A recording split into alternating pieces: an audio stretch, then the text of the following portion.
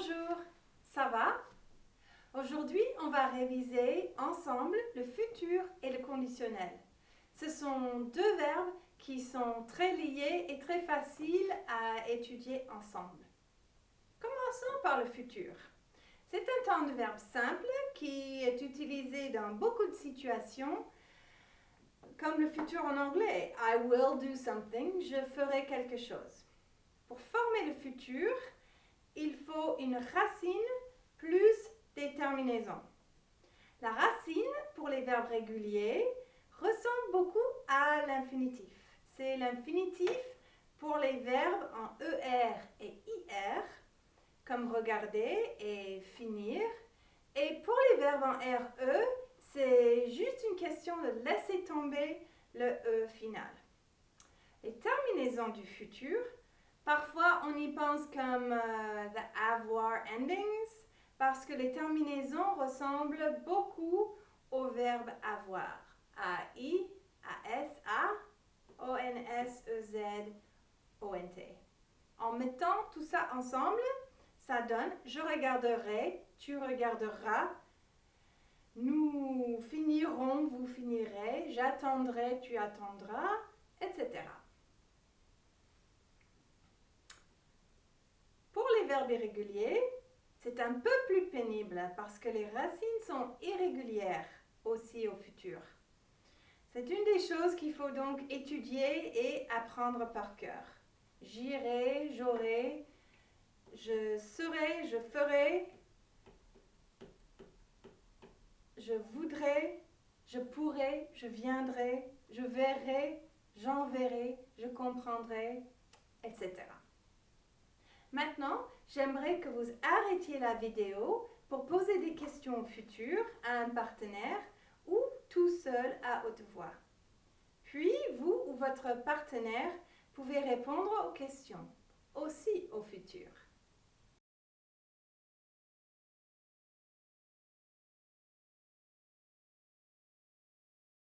Petit détail bizarre avec le futur qu'on a tendance à oublier.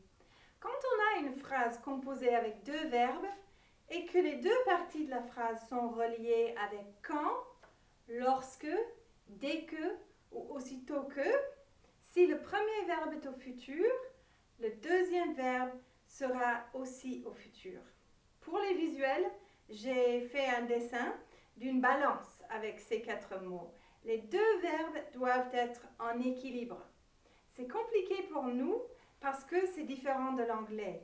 Je t'écrirai quand j'aurai quelque chose à dire. Souvent, un des verbes est au futur antérieur. Je sortirai danser quand j'aurai fini de travailler. The first thing will happen after the second thing has finished happening. Vous voyez qu'en français, il faut préciser le futur de manière explicite dans ces cas. Vous pouvez arrêter la vidéo et pratiquer des phrases au futur en utilisant ces mots.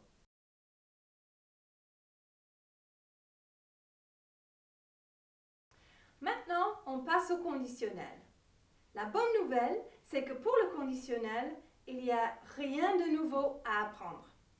On le forme avec les racines du futur que vous venez d'apprendre et les terminaisons de l'imparfait que vous avez aussi étudiées récemment. L'autre bonne nouvelle, c'est que le conditionnel en français est utilisé souvent comme on l'utiliserait en anglais. I would do something. Je ferai quelque chose. On l'utilise par exemple dans des phrases avec si.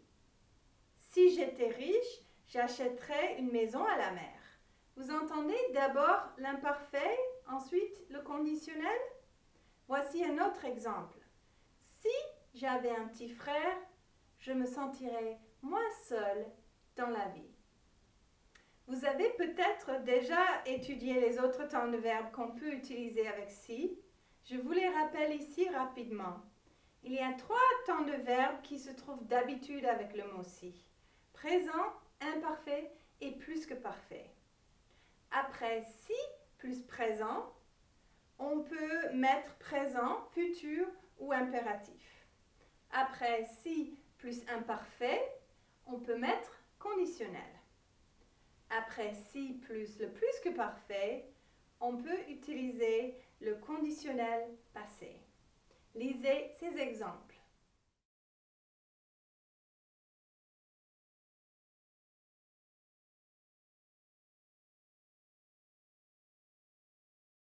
Maintenant, voici une série de questions orales à pratiquer seul ou avec un partenaire. Arrêtez la vidéo, posez des questions avec les débuts de phrases données, puis pensez à une réponse. Si vous êtes seul, je vous encourage à faire quand même les questions à haute voix.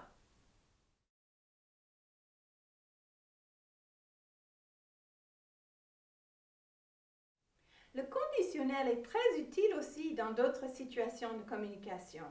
Par exemple, quand on a des phrases dépendantes, c'est-à-dire une phrase reliée à une autre phrase par le mot que. Au passé, on peut signaler le futur par le conditionnel. Ouh là là, ça paraît compliqué, mais c'est exactement la même chose qu'en anglais. He says he will come. What did he say? He said he would come. C'est pareil en français. Il dit qu'il viendra. Qu'est-ce qu'il a dit? Il a dit qu'il viendrait. On indique le futur au passé par le conditionnel. Et puis, le conditionnel est le temps parfait pour exprimer la politesse. Et ça, c'est super important pour les gens qui veulent voyager en France ou dans un autre pays francophone. Si vous voulez demander quelque chose et que vous utilisez un beau conditionnel, je vous promets que vous aurez une réponse gentille. Dans un café, par exemple, on pourrait dire « Je veux un café ». Mais c'est beaucoup plus sympathique et gentil de dire « J'aimerais un café, s'il vous plaît ». Si on est perdu, au lieu de demander « Où est le Louvre ?», on peut toujours dire, avec un conditionnel élégant, « Sauriez-vous où se trouve le Louvre ?» Le conditionnel est votre ami quand vous voyagez. Essayez de poser des questions polies avec ces débuts de phrases, en arrêtant la vidéo. Ce sont des formules en or à garder toujours dans sa poche.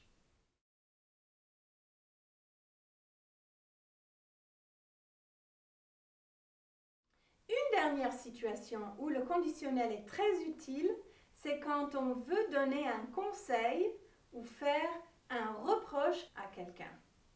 Un conseil, c'est quand on pense que quelqu'un devrait faire quelque chose. Par exemple, un ami vous dit « Je suis tout le temps très fatigué ». On peut donner un conseil. « Tu es fatigué, tu devrais te coucher plus tôt ».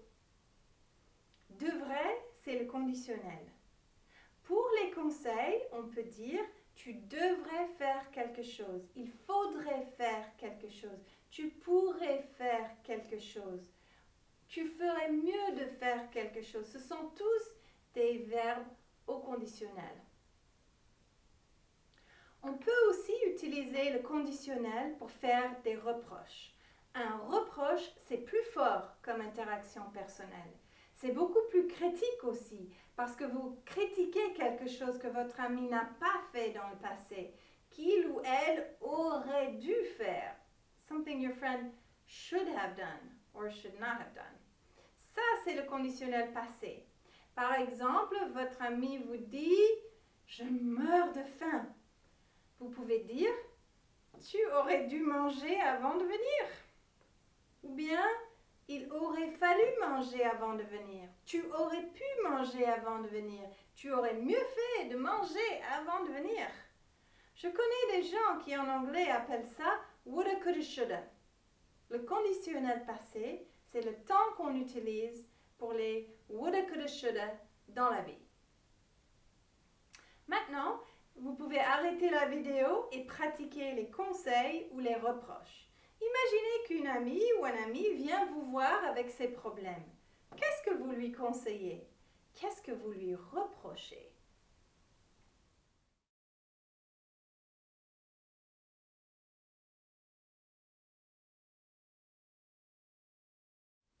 Et pour terminer, voici un petit test pour voir si vous distinguez bien l'imparfait, le futur et le conditionnel. Vous trouverez les réponses à la fin de la vidéo. Bon courage!